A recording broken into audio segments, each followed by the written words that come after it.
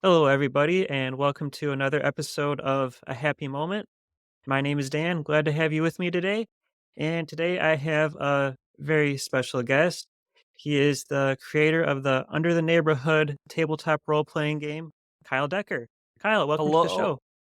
Hello. Thanks for having me on. Sorry for interrupting you. I'm used to hearing my name and just charging in as fast as I can. Hey, it's all good. So, Kyle, let's rewind a little bit, and can you tell us how you first got into tabletop gaming? Yeah, so I got into tabletop gaming, I want to say it was 2014. One of my friends in college told me about Darths and Droids, which was a web comic that basically takes screenshots of it started with the Star Wars original trilogy, now it's doing like all of them, and it basically reinterpreted those as a Dungeons and Dragons style game. And it was really fun because they had like all the common character tropes. So like one of them was a character, forget which one it was. Probably was it I think it was Qui-Gon was the one who just runs in and wants to loot everything. You've got Anakin's character was like the person who really wants to just, do theater and act. R2D2 was the kind of character who like puts everything into dump stats so they can be overpowered. And I was like, wow, this is really fun. This is like collaborative improv storytelling. I want to try this.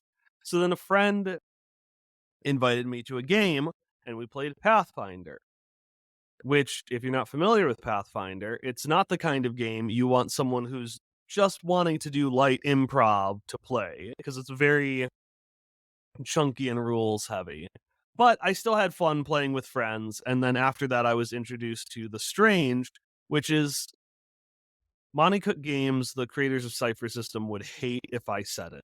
They'd hate if I described it like this. But I'm basically going to call it D&D light. It has a lot of things I think in common with Dungeons and Dragons in play style, but it has some really neat stuff for character creation. It's easier for me to understand and it's got a lot of just neat little things that make it strange and weird. So like The Strange, for example, is all about going to like different worlds that were spun out of human imagination. So it's an opportunity to go to fanfic worlds if you want, or go to like the pre worlds that they've designed. So if you want, you could treat it like full out fan fiction. Like I once did a session where The Wizard of Oz and Batman mashed together. Or you can go to the worlds they designed, which are like, oh, here's like an MMORPG that some in-universe guy developed, or here's this weird sci-fi world. So I had a lot of fun with that. I really liked just it was lighter for me, which was good for someone new kind of dipping in my toes. And I just really liked the strangeness and hopping from world to world. Yeah, and that's how I started. I ended up eventually starting game mastering by running a bunch of Cypher system one shots. That's the system that The Strange uses. I had a lot of fun with them. It was my first time playing something that wasn't in a module because all my game masters up to that point had used modules, but I was like, no, I don't need them. I'll be fine. And I was for the most part, but there were a couple of sessions that were rough, to say the least. And then I decided, I like Cypher System so much, I'm going to take their biggest game, which is called Numenera. It takes place 1 billion years in the future. My friend Tom, he was really interested. He had a character for years that he wanted to play in that setting. So I'm like, yeah, okay, I'll do that. And I was listening to the Adventure Zone at the time. They were still in their first campaign, and I was like, oh, I don't think anyone else is doing this, which was wrong. There were so many other people doing that, but I didn't know at the time. So I thought, oh, this will be easy. Let's just record the campaign for kicks. And then 6 years later, I'm still podcasting. Nice. Have you heard of there's a game that's coming out soon for the Cypher system called Old Gods of Appalachia. Have you heard of that one? I'm familiar with the podcast. Okay, yeah, I haven't, but I didn't know they were making a game. I was just gonna say I've never played in the Cypher system yet, so that's gonna be my first experience with it, and it sounds pretty interesting, and I enjoy listening to the podcast. I think it curious to see how that plays out. I haven't had a whole lot of time for gaming in recent years, but I'm hoping to to get back into it. It it can be very fun. Wow, that's so interesting because I know that Cypher System. I hope it's alright. I'm going on a brief Yeah, tangent no. here. I know that Cypher System or Monica Games is doing something for the Magnus archives. They were making a role playing game. So it looks like they're just in a kick. They're just in a period where it's like we're gonna do some horror podcasting role playing games, which good for them, honestly. I was looking at their website and they have a whole bunch of games. It's Mhm. when I think when the average person hears of, role playing games, the first thing that pops into their mind is Dungeons and Dragons. But there's like so many, many more out there. Like I think Mighty Cook has one that's all about like being an emergency worker. I saw on their website. So instead of like fighting monsters, you're fighting natural Yeah. disasters and trying to rescue people. So there's all sorts of flavors of RPGs out there. And then, Kyle, at what age did you decide that you wanted to try writing your own RPG? Well, what age? 28? Would that be it? It was 2 years ago? 3 years ago? Maybe 27? It was after the first season of Quest Friends. So as we finished the first season, we talked about what we wanted to do for a second season. And I really wanted to mix up the style a bit while keeping the core of the show the same. And we all liked kids' cartoons like Gravity Falls, The Owl House, Star versus the Forces of Evil, kind of, fun shows that take place with two different worlds, one of which is mundane and then one of which is magical. And so we had decided we wanted to do that, but we wanted to do that with ghosts. And at that point, I was like, cool, I have to find a system that does this. And it was going to be tricky because I wanted to find a system that was low power, a system where you could, if you wanted, you could be a magical, superpowered person, but you could also reasonably just be a human being. And Cypher System, that just wasn't going to work. Cypher System, they do argue that you could do that, but I don't fully agree. I think by the time you get to the end of that, you're getting moves where you're like lifting mountains. You get real strong, and that's fun. That strange power is a large part of the fun for me, but it wasn't going to work. So I was like, all right, well, we are trying some independent systems for our like mid-season break. I'm going to try a few that I like. And even at the beginning, I was like, I'm going to see if there's something out there that fits exactly what I need. But if I can't find something that fits what I need to a T, I'm going to make it for two reasons. One, I think that there is a power to having a system aligning with your goals. You can make a system do what you want, but if there's a synergy between what you want and what the system wants, that's going to be really strong. But since we had come up with our premise before picking a system, that synergy was going to be really hard to find because we already knew what we wanted, so we had to find something that fits it. And the other reason was Monica Games is really good about, fan work and letting that be used and utilized. But I always knew in the back of my mind if I ever wanted to make supplementary content, I'd have to file the serial numbers off. I'd have to be like, hey, this thing called, like, for example, we were going to write a comic at one point, which ended up we didn't do. But I wrote the first of 3 issues, and I was using a location called the Voil Chasm. But since this was for profit, I couldn't use that name because that's Monty Cook Games copyright. So I had to rename it to the Void Chasm. And it's not like it was that big of a deal, but I was like, it'd be really nice to find something where I know that I own literally everything I make. So that like wanting to own everything I make, plus wanting to have a system that did exactly what we were looking for.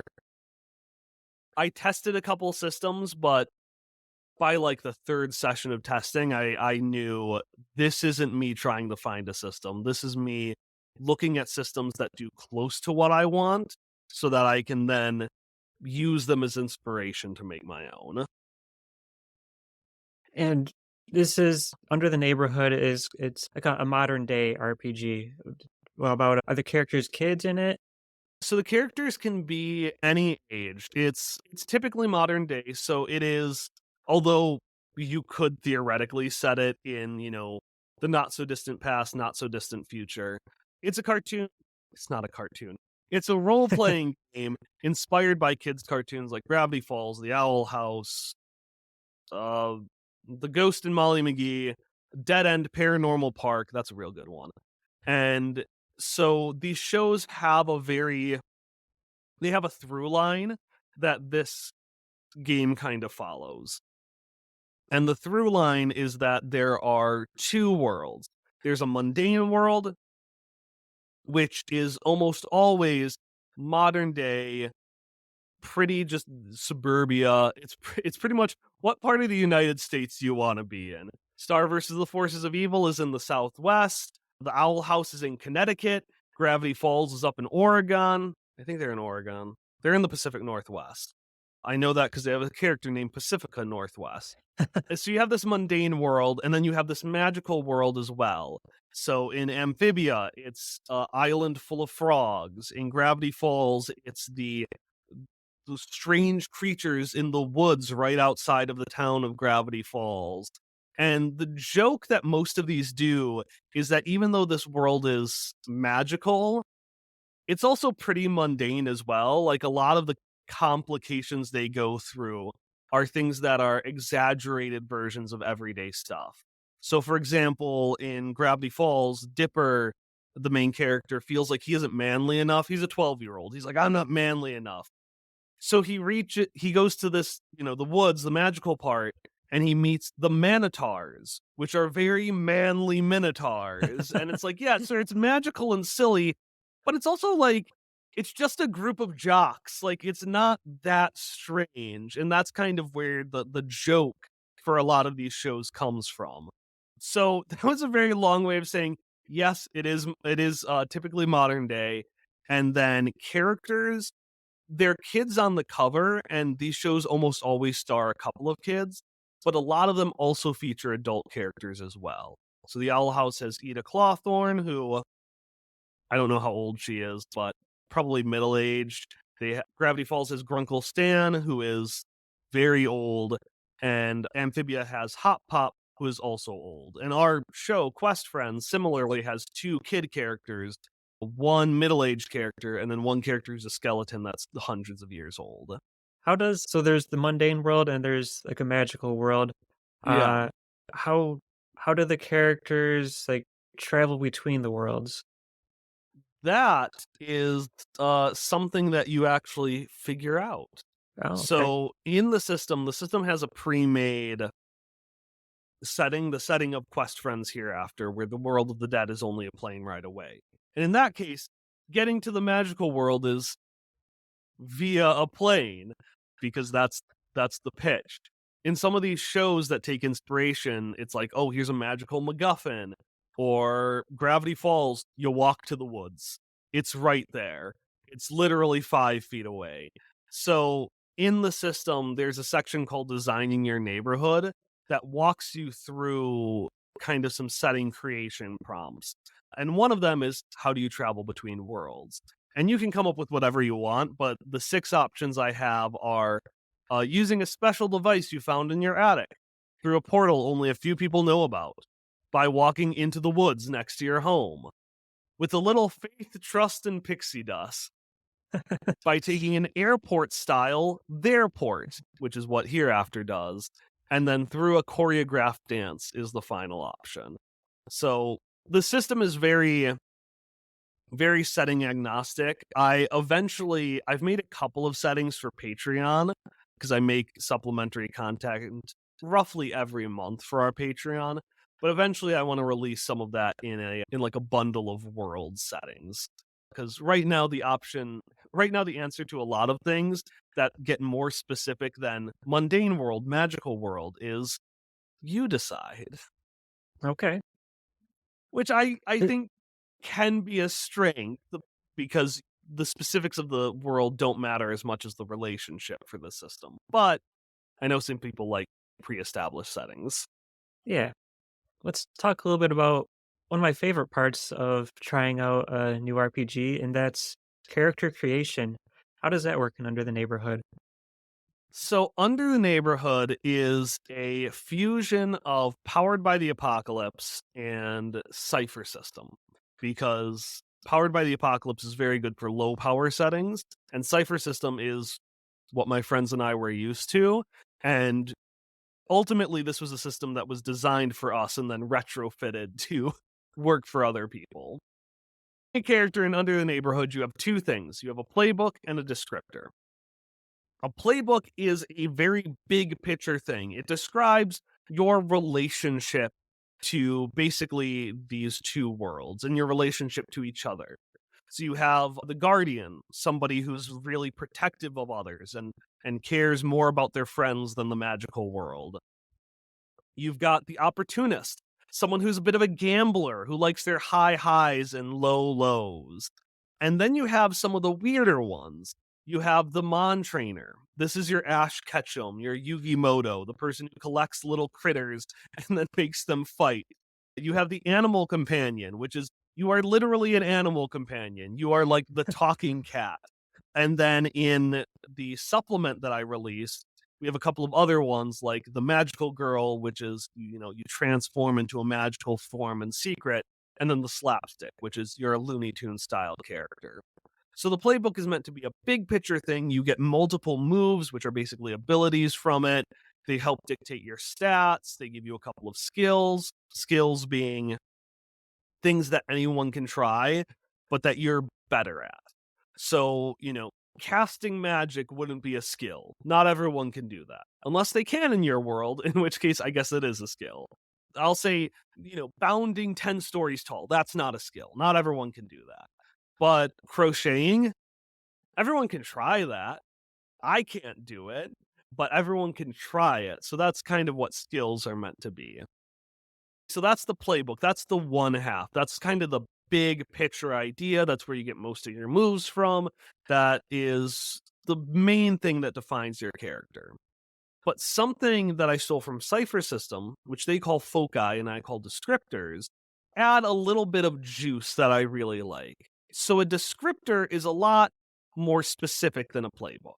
A playbook is, you're a protector, you're an animal, you're a slapstick cartoony character. It gives you a big picture idea of your character, but descriptors are one of 30 options in the core rulebook. I added a couple to the supplement that gives you one hyper specific thing that is like your deal. So, for example, we have changes their face. You're a shape plays sports. You're extremely sporty, more than anyone else you know. It talks to creatures. You can talk to animals.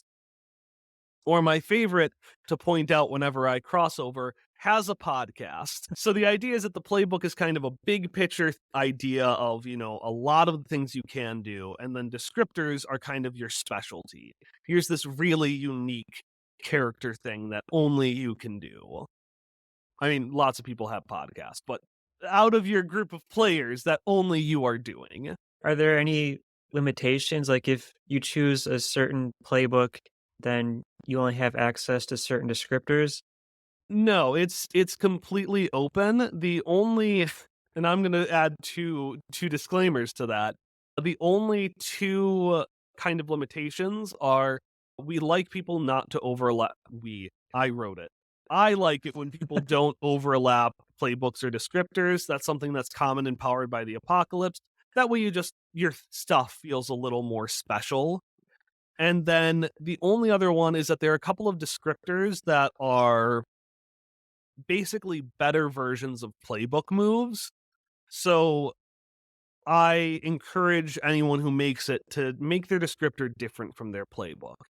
So, like, if you have a playbook that has a move that's like, oh, yeah, you know a lot of people, well, then don't choose the descriptor knows people because that's just redundant. Descriptor is supposed to be like this kind of extra special flair, not a reiteration of what you chose in your playbook. But technically someone could pick them both, and it has happened before. That that's honestly on me. I'm not working on one now, but eventually, probably years down the line where I make a version 2, I think I'm gonna mix those up a little bit. Do you have a chance to play at all, or are you mostly running the games? I have never played as a player, actually. Oh, And part of that is just because I like game mastering. I like running games. I like directing the flow of the story and responding as non-player characters, and I personally find it easier to jump from a series of characters than having to commit to one person. But I really should play this as a player sometime. It'd be you very should. interesting to see how I would adapt to my own system. As far as like stats and abilities go and all the numbers, how crunchy is Under the Neighborhood? Like, is there a lot of stuff to keep track of, Oh, or is it more straightforward? it's I'm biased because this is my preference as a player, but I'd say it's not crunchy at all. I've had at least a couple of players who admittedly haven't tried many systems, have tried like this and classic D&D or Pathfinder, and have said, "Oh, I like Under the Neighborhood, its flexibility makes me comfortable." The main thing you have to keep of, there are 4 stats. There's heart, which is how like good you are at empathizing and understanding people. Books, which is book smarts. Fierce, how ready to go and ready for action you are, and slick, how smooth and cunning and sly and sneaky you are. So you have those 4 stats. You have skills, which let you roll with advantage. Essentially, this is a 2d6 system, so you roll 2 six-sided dice, you add them together. Skill lets you roll 3 dice and take the top 2. You have an item called adventure points that you can use to make good things happen. There's more details, but that's pretty much it. You're like, "Oh, I want something convenient to happen. I'm gonna spend an AP." And then you've got moves, which are special, unique things that you can do. Those 4 are pretty much the only things you have to keep track of, and it can get slightly more complicated if you play a long campaign and you advance your character and stuff like that. But for the most part, those are just the 4 things you have to keep track of. Your stats, AP, skills, and moves. Okay. Typically, is it a very combat heavy game, or does it all just depend on how it's being run? Combat literally doesn't exist. Oh, So, it exists more than most Powered by the Apocalypse games, but the idea is that essentially, instead of saying, "Oh, I try to do this thing and you use this stat," Powered by the Apocalypse games have specific basic moves that anyone can do.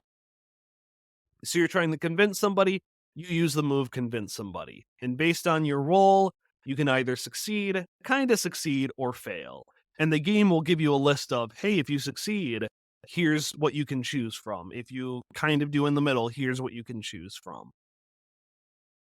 And a lot of Powered by the Apocalypse games, because they're designed around specific experiences that aren't combat heavy, don't even have combat rules. For us, we kind of do. But I call them confrontations. So essentially, in these cartoons, they end up in moments where they're not going to do a conventional fight. Like, it's very rare to have, like, the main character in front of 5 zombies and punching them in the face. It sometimes happens, but it's not super common. So I have kind of a generic confrontation, which is like, you are in a fight like situation. But oftentimes, you're actually fleeing. So what happens is your team has a goal and the monster, your opponent, has a goal. So the monsters could be, I want to eat you, and your goal is, I want to get away. And from that point, basically the players just describe what they do to get away from the monster. And depending on how well they roll, either their clock, which is keeping track of how close they are to fulfilling their goal, either that fills up, or if they roll poorly, the monsters fills up. And then I just let any of the players choose again.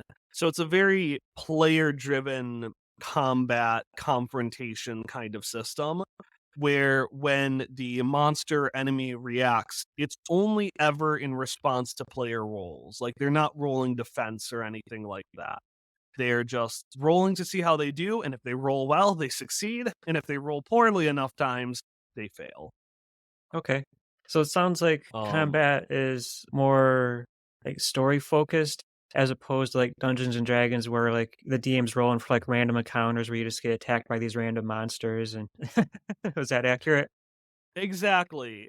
Exactly. Confrontation is used for big moments, typically only once per adventure, which is usually 1 or 2 sessions, and it's all team-based.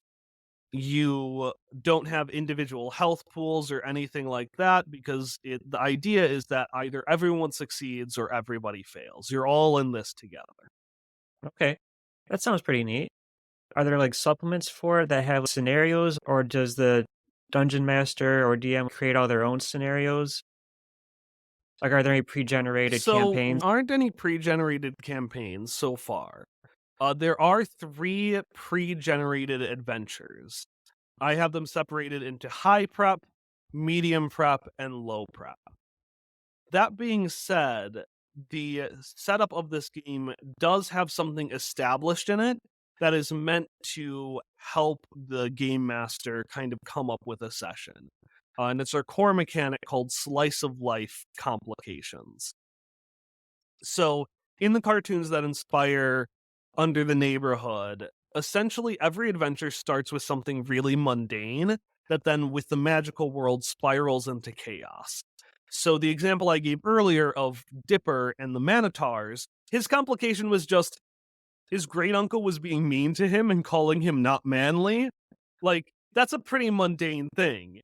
But then, because he's by a magical world, well, suddenly now there are manitars who are all about manliness and teaching him about that.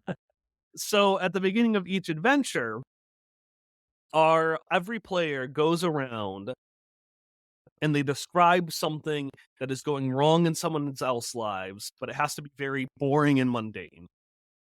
So the most common example we use all the time is someone's coffee machine is broken. That's pretty mundane, but could result in a confrontation with the Coffee King, Lord of all things caffeinated. Or there was another one in our game. One of our characters was she's 12 now, but the character was 11 at the time.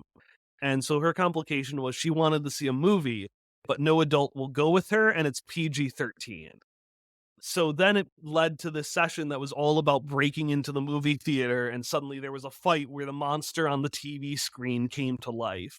So the system encourages you using these complications, which are decided at the very beginning. So you don't have time to like prep a session around them.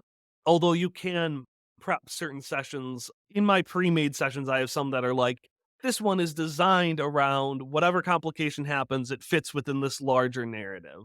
But the idea is largely, oh, we pick our favorite and then we just kind of improv a story that takes this mundane thing and then uses the magical world to make it silly. Now, sometimes you can have a lot more prep. In Quest Friends, I do a lot more prep for sessions than just the slice of life complication. I use that in more of a, I guess, a flavoring way. But for someone who's running the game for the first time who doesn't have a session idea in mind, that's kind of designed to be in there for that's your session. Someone says a coffee machine is broken, that's the session, is fixing the coffee machine and seeing how, combined with your world. So our world is ghostly. Oh, well, now suddenly it's broken because it's possessed, and now you have a coffee ghost that everyone has to fight. And there you go. There's your session. Oh, that sounds like a lot of fun. It's definitely a change of pace from fighting orcs and goblins all the time. You mentioned improv there, and anybody that's ever run a role playing game knows is that improv is a very important skill to have. Is that something that you developed like before you started working on the game, or is it something that you kind of worked on your improv skills as you're creating it? So I did improv. I started that, I think, around the time that I started role playing games. There was a short form improv troupe in my college that formed my senior year. So I joined them and I did all right. Like, it was fun. The thing about short form improv, that's the kind of thing you see on like Whose Line Is It Anyway? Is it's a lot like role playing games where it has rules and structures that are meant to facilitate improv in a way that makes it easy and accessible for a lot of folks. So for a college kid who didn't know anything about improv, it was a great starting point. I then, a couple years later, took like 2 years of classes. Just it was a fun thing to do. And I haven't done much since then, which is honestly a shame because I really like it. And I think improv is a skill that just really helps you be more flexible in your everyday life and helps you adapt in games as well. Because once the thing everyone says about improv, and I'm going to say it again, the yes and the you accept something and you play off of that. I genuinely do think that is a very helpful mindset to have because once something has happened, it has happened, and you can only respond to it. And sometimes, yeah, your response is going to say that this thing is that happened is bad, and we have to, I guess, stop it from getting worse in some scenarios. But oftentimes in personal life, you can just accept it and be like, cool. Just the process of like accepting something and being like, this is what is true. Because that's all that yes and is. Yes and is saying that the thing that you said is true. It's saying, if someone says we're in space, yes anding them is saying, yes, we are in space. While saying no would be something like, no, we're on a stage. Or, no, I have a teleporter that's going to take us immediately out of here. And now we're someplace else. And so, yeah, in role playing games in life, I think just that philosophy of accepting what has already happened, accepting not saying, "Oh, yeah, this was great, this was a wonderful thing," but accepting that this is true, and then moving from there, it can be very helpful. I Yeah, don't know why I went on that rant, but I've also done some improv work. I've been part of the local improv group here. And to your point, yeah, you just you wanna go with the yes, and you don't wanna tell someone no, because if you tell someone no, you can throw the whole thing off, and you just wanna go say yes to everything, and it just flows a lot better from there. yeah, you can get to really fun places when you, just accept it. So, like, one of our sessions, I had this big mystery, and I knew who the solution was. And a player did a move called "Why Would I Lie?" where essentially they lie and they make it true. And so she's like, "I'm gonna tell this person that I am the mastermind." And her thought process was, "Oh yeah, I'm just, I want them to believe it." But I was like, "No, no. The move says that it is true. You are now the mastermind." And I think me learning to accept that and being like, "No, here's the rule. We're going to accept that and play with it," resulted in one of our best sessions so far of Under the Neighborhood. And it's definitely a fan favorite. And I think a large reason for that is because I was just like, yeah, okay, cool. You're the mastermind now. We're going to figure out what that means. How about as far as, like, the direction of the story goes? If your group does something completely unexpected and they wanna go to this place where you didn't plan on them going to that place, do you roll with it, or do you try and steer them to where you want them to go?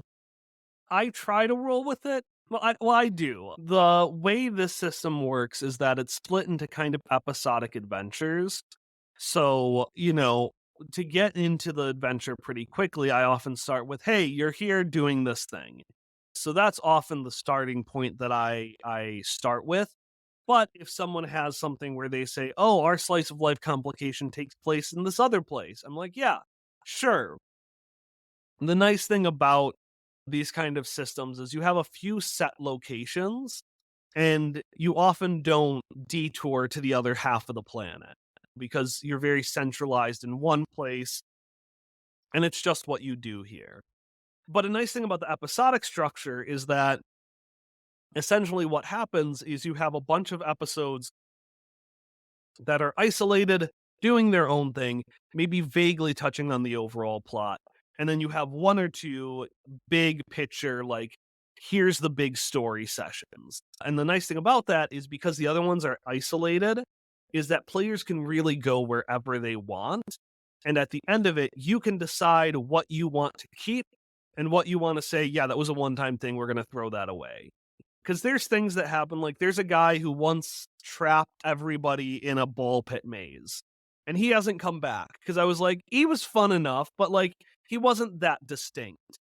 But when the player said they were the mastermind, well, when she did that, I pulled out something that happened 5 adventure like 3 adventures ago that I thought was never coming back, and I used it to explain that move, and then that became something that helped trigger the events of the finale. And the overall plot didn't have to change at all, because the overall plot had just a few big things that happened, and I was just able to choose these episodic things and use them to flavor, well, how do these big plot things happen? As far as non-player characters go, do you have, like, a bunch of pre-generated ones, or are you just making them up on the fly?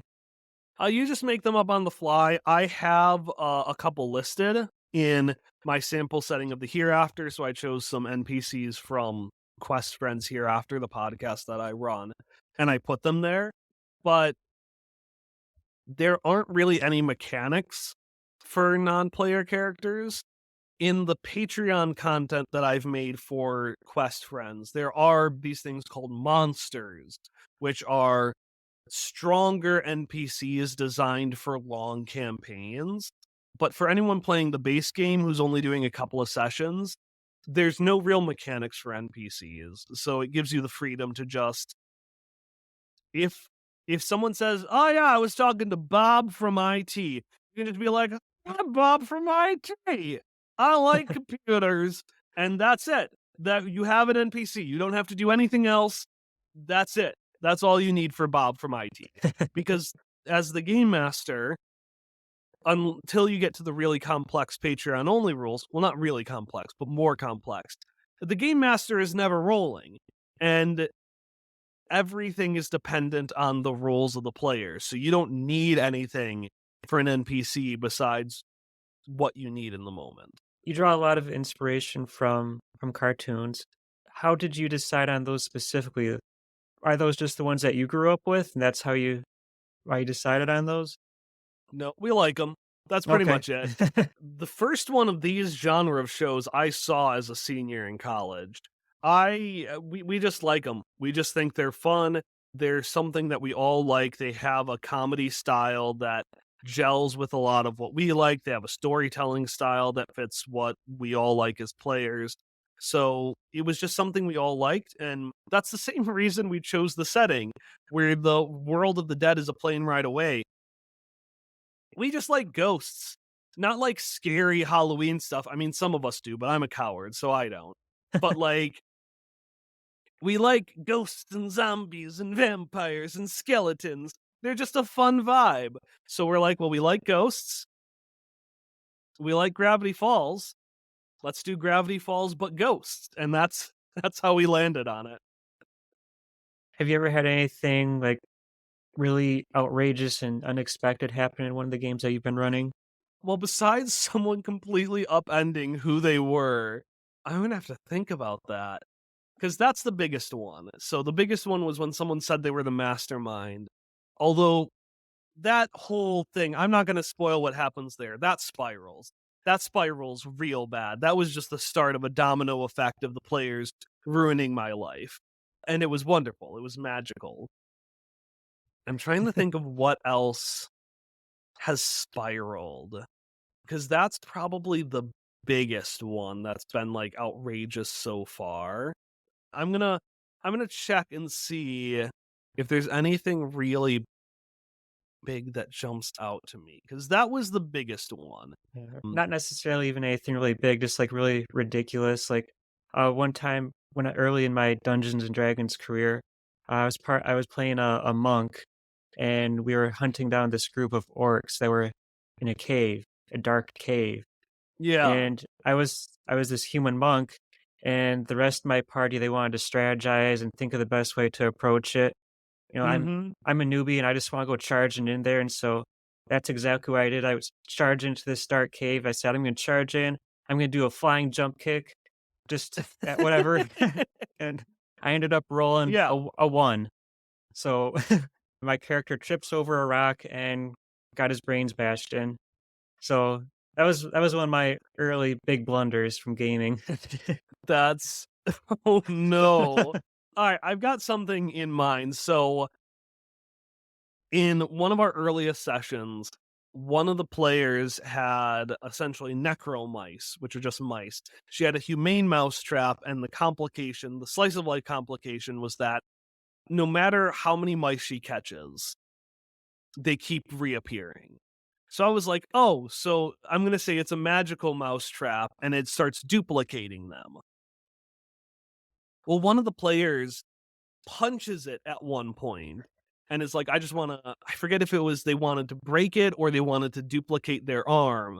So I was like, okay, it starts duplicating you. So suddenly we had a bunch of clones of a single character, and they ended up disappearing at the end of that adventure. But before our arc, the one that just started a couple of months ago, this character was like, I want to take a descriptor called creates copies, which is, I believe, from the supplement. And she was like, all those clones that I made that disappeared? I want to bring them back at any point. So now we roll a 26-sided dice. We just do a random number generator. And these random clones that were made once because a player tried to punch something and rolled poorly, and I said, now it clones you. Now they just appear. This person is like, I want to summon a clone. They roll 26. They have a clone whose name starts with that letter of the alphabet. And then I hand it off to one of the players. So this character, his name is Kike. We've now had regular Kike. We've had Pope Kike named Urbano. We've had hip 90s Kike named Xavier. So I would say that's probably one of the silliest thing that's happened so far is when a single bad roll spiraled into, now we've just got a bunch of clones of this one character running around being played by the other players. And as the game master, did that stress you out at all, that situation? No, because it was my fault. Because ultimately I was the one who said it clones you, whereas the player didn't plan for that. Definitely is the kind of thing that could be stressful, but I found that when you willingly start inflicting chaos on your players, because the trope is that players are chaotic, right? They do random improv choices, and they stress out game masters. My response is, well, just get down in there in the thick of it. When I'm a player, I'm probably one of the worst agents of chaos. So why should I stop doing that when I'm a game master? And because of that, I think it helps me is stick fast and loose. And because I am messing with the players as much as they're messing with me in like fun improv shenanigans, it helps make those moments just a lot more fun. Also, the fact that I know anytime any of these things happen, hey, this is episodic. Worst case scenario, we press the reset button at the end of this. This never comes up again. I want to talk a little bit about the podcast. You got an actual play podcast, and that's the Quest Friends, right? Yes, Yes. Quest Friends. Yes. It is an audio cartoon about family, friendship, and ghosts. How did you meet the people in that? Were they people that you knew beforehand, or did you just kind of look around at the internet and recruit them? They were all friends that I had from college. In fact, in not the first ever role playing game I did, but the first campaign, they were all player. Well, all but one of them were players in that campaign. And then all but one of them were players in the Strange campaign as well. So I have been role playing with them from the very beginning.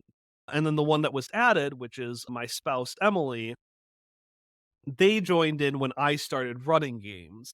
So I've been there with them since they started role playing. So, yeah, pretty much just college friends that I stayed super close with after we graduated and have been role playing with since I started. So, that's why that was the group I started the podcast with, because it was my regular role playing group, and I was like, "Hey guys, What if we recorded this? And then it spiraled out from there. Oh, that's awesome. Do you guys do it do you all gather in person or is it all remote? We're all remote. We all live in different parts of the country. My spouse and I, Emily, are in Arizona. Two of the players are in Illinois, and then one is in Utah. It's different. It's very, very different. I think that to be really effective, it really needs to be a bit more streamlined, faster paced, more focused on content. Just because there's something about being in person that makes, like, for example, let's say a super long combat in Dungeons and Dragons. There's something about being in person, chilling around the table, milling around, having snacks, that makes it that it's a lot more just kind of chill and fun. Whereas if you're playing online, it can still be fun, but it can also be a lot more agonizing because you're kind of just, waiting in a work call for your turn. So it's definitely doable, but it is very different energy. Yeah, I can recall several in Dungeons and Dragons that took like an hour or 2 hours just for a single combat. So I can see how you'd wanna keep that moving if you're doing it remotely. Because when you're remote, there's a lot Yeah, more yeah, distractions too. oh, absolutely. I don't do this with Quest Friends. With Quest Friends, because it's a podcast that we're recording, we all sit down, we're paying attention the whole time. We're recording in about 2-hour long bursts, which are helpful. They're shorter, but they help keep us focused while not making it really drag. But when I play just off camera, because I've only really played remotely with a couple of times in person, it's now known, because we're still doing the strange, that I will cook every session. No matter what session we're doing, the second it starts, I'm on the stove cooking and listening. And I just pray it doesn't annoy them, because it's just something that keeps my hands busy during the conversational stuff. And, like, I'll have my character sheet up, I'll have dice there. I'm still fully engaged, but having something to keep me occupied really helps. And then that's how I am with all calls. I will be walking around while I'm on the phone. I can't just sit there. When you play remotely, are you still rolling dice in person or are you using, online things so everyone can see it? So it depends. We have trust as players. We all trust that we're not going to lie. We all trust that we're going to have fun dealing with bad rolls. Which is helpful, because especially in a podcast like Quest Friends, it's very important to have people that you can trust to really deal with bad roles, because that's where fun drama happens. So we started originally with Roll20, which is an online virtual tabletop. And it has a lot of bells and whistles, and it's really good for moving maps and stuff. But we haven't done that in a while, and largely my fault. With Quest Friends, I didn't want to have the virtual tabletop because it was a podcast. So I didn't want to have the players using something visual that the audience wouldn't get. So I stripped it away from us. And we've been basically just doing Zoom since. I'll record in person, not record, I'll roll in person whenever I can. I was going to show you my dice, but then I remembered we're on a podcast. But, like, I have a bunch of dice here that I roll, but sometimes players, if they don't have a dice on them or something, will use a virtual roller, but they'll do it on their own computer. Okay. And you had mentioned maps. Are maps a big part of Under the Neighborhood, or is the game master just kinda freestyling it and using theater of the mind? Game Mas Game Master's freestyling it with Theater of the Mind. They can use a map if they want, they can use images if they want, but there's no such thing as, like, distance or anything about proximity and that. It's very fast and loose. So a Game Master, again, absolutely could if it helps their players. Because I know when I did Cypher System doesn't really have, like, distances. It does, but it has, like, short, immediate, short, and long. So they're, like, very, you don't need the nuance of a board in order to use that. But when I ran my first one shots, I was like, oh, well, it's fun to have maps so people know exactly where they physically are, even though mechanically it wasn't necessary. Yeah, I like the idea of the short, medium, long distances as opposed to okay, this goblin's 80 feet away. That orc with the crossbow, he's 100 feet away. It just it just simplifies It's things a lot. Yeah, I think the distance can be very fun when you have like a board or where you're really focusing on the tactical side of it. But for someone who just wants to improv, that's just the death of you, man. Being like, oh yeah, you spent your turn running. See you back in 50 minutes. Yeah. Well, Kyle, are there any other points that you'd like to touch on before we start moving into where people can find you at? No, I don't think so. It was great being able to go over inspiration and history and all of that. Yeah. And would you like to tell people how can they find Under the Neighborhood and how can they find Quest Friends? Yeah, so you can find Quest Friends at questfriendspodcast.com or by searching Quest Friends with an exclamation point on whatever podcatcher you're using to listen to this episode. As I said, Quest Friends is an audio cartoon about family, friendship, and ghosts. Our current season is using Under the Neighborhood. It's this whole episode. This whole episode is talking about our current season. Go listen to it. Where our old one was Numenera, a more classic adventure 1 billion years in the future, also about family and friendship, but this time about world ending spiders instead of ghosts. Ooh, If you're spiders. interested in Under the Neighborhood, they're glass spiders that freeze you and lock your mind in a single memory over and over again because I have fears of eternity and I thrust it upon all of my players. If you're interested in Under the Neighborhood, you can find it on Drive-Thru RPG or on itch.io, specifically questfriends.itch.io/neighborhood. If you buy a copy, I put a community copy free for someone else to buy. And yeah, on there you can find some of the other games we've made as well. So, because I've made a Kirby game, I made a supplement, and I don't know if it'll be up yet, but for our Halloween special, for 2023, I made a Mario Party game called It's Your Birthday, but It's My Party. And I know if it's not on itch now, it's going to be on there eventually because uh, it's nonsense. It's utter nonsense, but the players liked it. So That's I'm all that I'm matters. releasing that as well. Exactly. Exactly. I was so worried. I was like, they're gonna hate this. They're gonna hate. I'm like, this is so unbalanced and unfair. And then they reminded me when we played, but Kyle, it's Mario Party. It doesn't need to be balanced. And I was like, okay, you're right. Any plans on making Under the Neighborhood available in physical format? Eventually, I might. Someday, I do want to make a version that is print on demand accessible, but I'm going to have the time to basically go through and I have to reformat everything because right now it might be printable, but I don't know. And then someday I do want to crowd fund a print version, but right now I think the plans for that are going to be when Quest Friends, when this campaign ends in a few years, because I want to make a deluxe version that has all, well, not all, but like most of the good Patreon stuff and is like the ultimate final version of the game.